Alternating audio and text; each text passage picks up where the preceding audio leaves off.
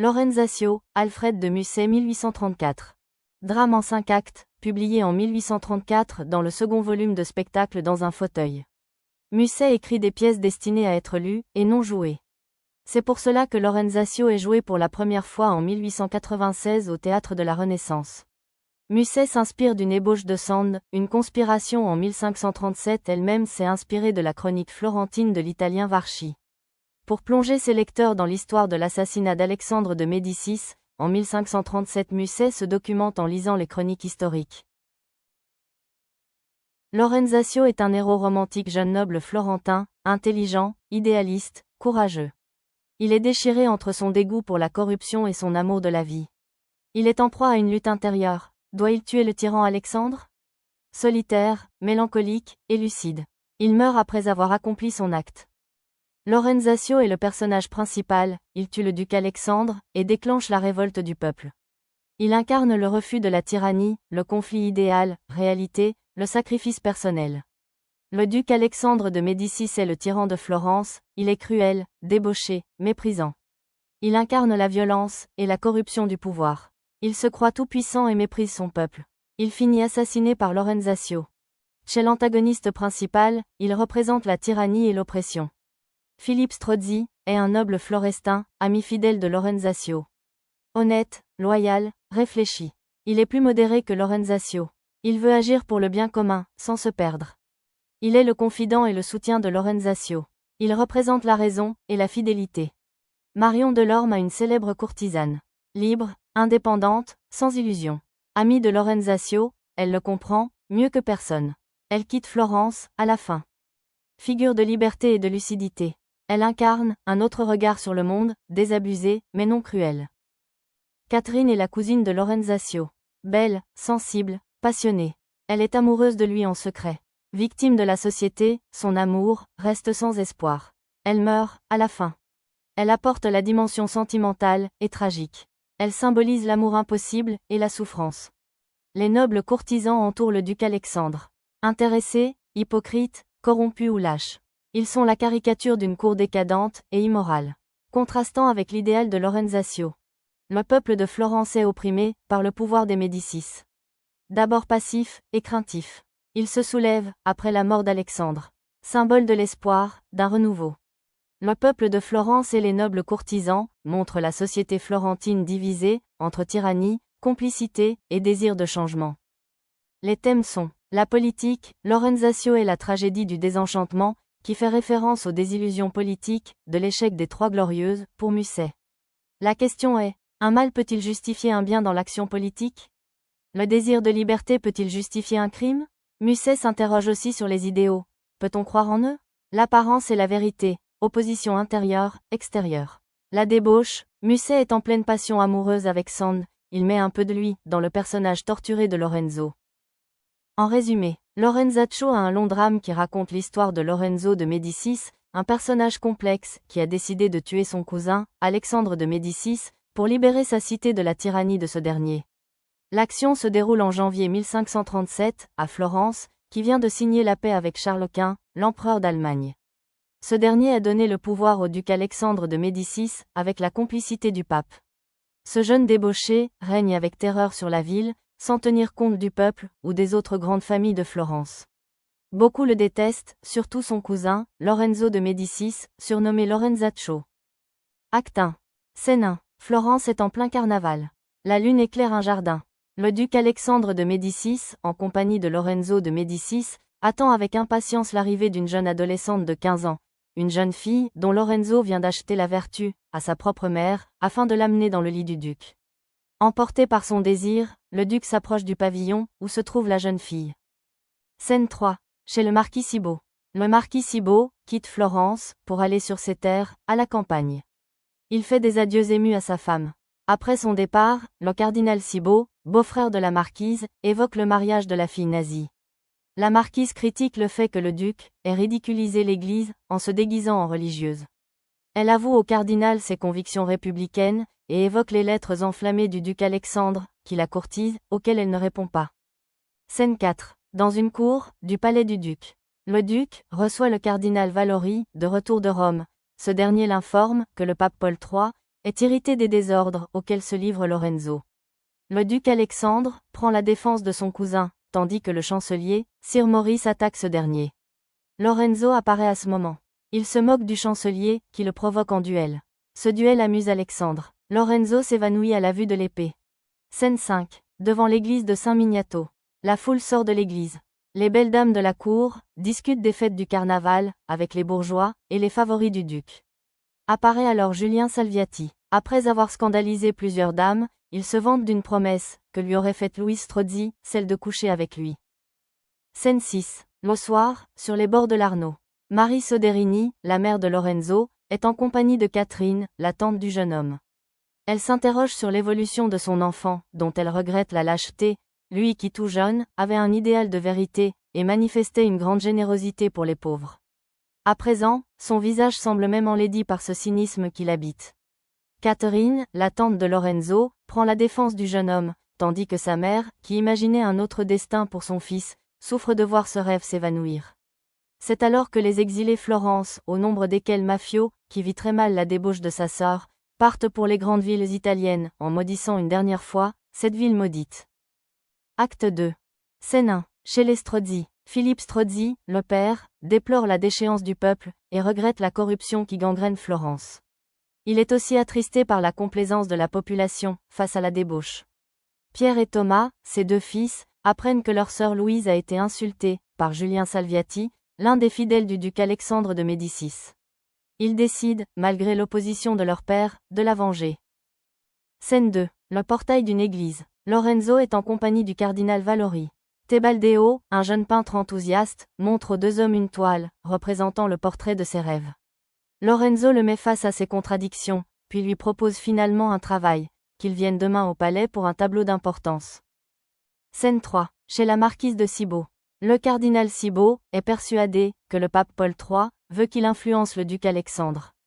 Il tente de pousser sa belle-sœur, la marquise de Cibot, qu'il entend en confession, à devenir l'amante du duc. Il pourrait ainsi profiter de l'influence de la marquise sur Alexandre pour orienter la politique de Florence. Scène 4. Au palais des Soderini. Marie Soderini, la mère de Lorenzo, et Catherine, la tante du jeune homme, évoquent avec nostalgie le passé, lorsque Lorenzo arrive. Marie raconte à son fils son rêve de la nuit dernière. Elle l'a aperçu, comme le jeune enfant pur qu'il était avant. Lorenzo se montre troublé, et demande à sa tante de lui lire l'histoire de Brutus. Arrive alors son oncle, Bindo, accompagné d'un ami. Tous deux souhaitent savoir dans quel camp se situe Lorenzo. Soutient-il les Médicis, ou se range-t-il du côté des anciennes familles de Florence? Lorenzo se met du côté des républicains. Arrive alors le duc Alexandre, qui passe lui faire une visite. Lorenzo en profite, pour solliciter des privilèges pour son oncle, et son ami. Les deux hommes, piégés, se confondent en remerciements. Le duc reste seul avec Lorenzo. Il lui avoue qu'il a séduit la marquise Cibot et qu'il souhaiterait maintenant que Lorenzo lui serve d'entremetteur auprès de sa tante Catherine, une belle femme qui ne le laisse pas insensible. Scène 5. Une salle du palais des Strozzi. Le vieux Philippe Strozzi observe de sa fenêtre les rues sombres de Florence. Il a peur pour son fils Pierre, qui s'est promis de venger l'honneur de sa sœur Louise. Pierre, justement, arrive avec ses deux compagnons. Ils viennent de tuer Julien Salviati. Louise repousse son frère, couvert de sang. Ce dernier, malgré les conseils, refuse de se cacher. Scène 6. Au palais du duc. Tebaldeo réalise le portrait du duc Alexandre. Il est à demi nu, et a enlevé sa cotte de maille. Lorenzo profite de la situation, pour la prendre discrètement, et la jette dans un puits. Malgré les soupçons de Giacomo, l'un de ses conseillers, le duc Alexandre ne croit pas que ce soit Lorenzo qui ait commis un tel acte. Scène 7. Devant le palais. Salviati, en train de mourir, se traîne auprès du duc, et dénonce ses assassins. Alexandre promet de le venger, et demande à ce qu'on les jette en prison. Acte 3. Scène 1. La chambre à coucher de Lorenzo. Dans sa chambre, Lorenzo s'entraîne avec son maître, Scoruncolo, au manime des armes. Lorenzo ne révèle pas l'identité de son ennemi, mais il semble décidé à l'affronter seul. Il s'essaye à la pratique des armes, en faisant beaucoup de bruit, et en criant, afin que ses voisins puissent s'habituer, et ne donne pas l'alerte le jour où il se battra. Scène 2. Chez les Strozzi. Pierre Strozzi regrette de ne pas avoir réussi à tuer Salviati. Il décide de préparer un complot, avec ses amis, contre l'ignoble Alexandre de Médicis. Puis il réussit à convaincre son père, de l'accompagner chez les Pazzi, où il y a un banquet républicain. Scène 3. Une rue. Pierre et Thomas vont chez les Pazzi, mais sont arrêtés par un officier allemand et conduits en prison. Alexandre de Médicis fait comparaître les deux fils Strozzi devant le tribunal. Leur père se lamente de l'iniquité de la justice, qui va condamner les fils d'une honorable famille. Lorenzo arrive, il a une longue discussion avec Philippe Strozzi, qui lui demande de délivrer Florence d'Alexandre de Médicis. Lorenzo explique que jeune, il était bon et pur, jusqu'au jour où il a promis de libérer la patrie de ses despotes. Investi de cette mission, il a souhaité tuer le pape, mais n'en a pas eu le temps. Il s'est alors infiltré dans l'entourage d'Alexandre de Médicis, étant ainsi obligé de devenir son complice de débauche. Nul ne peut agir, sans se compromettre et se salir les mains. Philippe Strozzi loue le courage du jeune homme. Bientôt Lorenzo va tuer le duc, mais il ne croit pas que les républicains seront capables de profiter de cette situation, pour libérer Florence de la tyrannie. Son crime sera peut-être inutile, il servira au moins à le venger, lui, qui ne peut retrouver sa pureté perdue. Scène 4. Au palais Soderini. Catherine, la tante de Lorenzo, vient de recevoir la déclaration d'amour que lui a fait parvenir Alexandre. Il lui demande un rendez-vous et insinue que Lorenzo cautionne cette rencontre. Marie, la mère de Lorenzo, est désespérée. Elle annonce qu'elle va mourir de chagrin. Scène 5. Chez la marquise. La marquise attend Alexandre chez elle. Elle y conduit le cardinal qui dit qu'il reviendra à un moment plus favorable. Scène 6. Le boudoir de la marquise. La marquise reçoit le duc, et essaie de le convaincre de prendre la tête des républicains. Il pourrait ainsi libérer Florence de la domination allemande. Elle lui conseille de s'affranchir de ses mauvais conseillers, et essaie de l'émouvoir en évoquant la postérité. Alexandre n'est pas réceptif au discours de sa maîtresse, il préfère s'en aller. Tandis que la marquise aide son amant à remettre son habit, apparaît le cardinal. Scène 7. Chez les Strozzi. Philippe a invité les 40 Strozzi à souper. Ses deux fils, emprisonnés, sont absents. Le vieil homme demande aux convives de l'aider à les libérer. Pendant le dîner, Louis Strozzi meurt empoisonné par un émissaire des Salviati. Les convives crient vengeance. Désespéré, Philippe annonce qu'il renonce à la lutte et qu'il quittera Florence dès le lendemain. Scène 8. Au palais du duc. Le duc Alexandre ignore qui a empoisonné Louis Strozzi. Lorenzo vérifie une dernière fois que le duc ne porte pas sa cotte de maille et lui annonce que sa tante Catherine accepte de le recevoir, afin de l'attirer dans la chambre de Catherine pour mettre en œuvre son projet. Scène 9. Une rue. Relaxés par le tribunal de Florence, les deux fils Strozzi reviennent chez eux. Ils apprennent que leur sœur a été empoisonnée et que leur père a quitté Florence. Pierre jure de se venger. Scène 10. Une rue. Lorenzo donne rendez-vous à Scoruncolo pour le soir même. Il lui demande juste d'être présent et de n'intervenir que si l'ennemi se défend. Resté seul, Lorenzo médite sur son destin. Faut-il vraiment tuer Alexandre? Est-il si mauvais ce duc qui s'est montré généreux envers lui? Doit-il aller au bout de ce dessein qui a ruiné toute sa vie? Scène 11. Chez le marquis de Cibot. Le cardinal menace sa belle-sœur de révéler à son mari sa liaison avec le duc. Il lui reproche d'avoir irrité Alexandre en lui tenant des discours républicains. Sarcastique, elle lui indique qu'elle aimerait bien voir comment un prêtre se comporte en de telles circonstances. Le cardinal veut qu'elle reprenne ses relations avec le duc.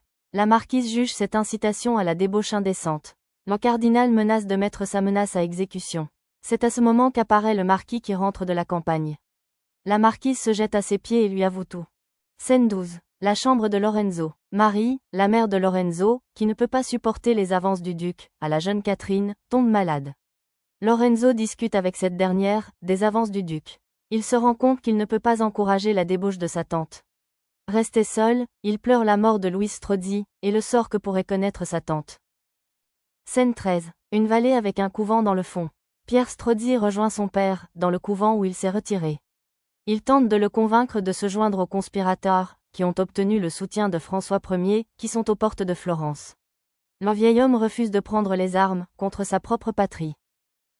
Scène 14. Un quai sur le bord de l'Arno. Lorenzo avertit les républicains qu'il va bientôt tuer Alexandre. Personne ne veut le croire. Scène 15. Dans la plaine. Pierre Strozzi rejoint les conspirateurs, mais il renonce à marcher sur Florence, car son père Philippe ne s'est pas joint à eux. Scène 16. Une place, la nuit. Seul dans la nuit, Lorenzo prépare une dernière fois les détails du crime qu'il s'apprête à commettre. Scène 17. Chez le duc. Le cardinal Cibot et Giacomo, l'un des favoris du duc, préviennent ce dernier que Lorenzo prépare un complot contre lui. Alexandre refuse de les croire. Scène 18. La chambre de Lorenzo. Le duc a suivi Lorenzo, persuadé que celui-ci le conduit vers Catherine. Il arrive dans la chambre de Lorenzo, et se prépare à accueillir sa nouvelle maîtresse. Lorenzo tue alors le duc et son maître d'armes, Scoruncolo, découvre l'identité de la victime. Lorenzo savoure ce bonheur, puis il s'enfuit, après avoir caché le cadavre d'Alexandre dans sa chambre, acte 5, scène 1. Au palais du duc, le cadavre d'Alexandre vient d'être découvert dans la chambre de Lorenzo. Le cardinal Cibo propose qu'on nomme vite un successeur. Le conseil des 8 ne sait pas quel homme désigner. Le cardinal Cibo propose Côme de Médicis. Scène 2, à Venise. Lorenzo rejoint Philippe Strozzi, il lui dit qu'il a tué le duc de Florence. Le vieil homme se réjouit de cette chance, qui est donnée à Florence, mais Lorenzo doute du sursaut des républicains. Puis Lorenzo découvre que sa tête est mise à prix, par le conseil des 8. Il est accusé d'être un traître à la patrie. Scène 3, une rue, à Florence, une conversation de rue nous apprend que le marquis Cibo a pardonné l'infidélité de sa femme. Scène 4, une auberge, Pierre Strozzi reçoit le soutien du roi de France, d'un messager. Il souhaite encore organiser un coup de force, sans savoir comment. Scène 5, une place à Florence. Le marchand et l'orfèvre, du premier acte, évoquent la mort du duc. Ils annoncent que Côme de Médicis a été désigné comme nouveau duc de Florence. Scène 6, une rue, à Florence, des étudiants appellent les citoyens de Florence à ne pas laisser désigner un duc sans voter. Scène 7, Venise, le cabinet de Strozzi. Lorenzo apprend la mort de sa mère. Ils déplorent tous deux la nomination de Côme de Médicis pour remplacer Alexandre. Malgré les mises en garde de Philippe, Lorenzo décide de braver le danger et se promène dans Venise. À peine sorti, un domestique annonce sa mort. Un homme, caché derrière la porte l'a assommé, et la foule a jeté son corps dans la lagune. Scène 8. Florence, la grande place. Le peuple acclame Côme de Médicis, le cardinal Cibo lui fait prêter serment. Le nouveau duc promet au cardinal de toujours respecter ses conseils.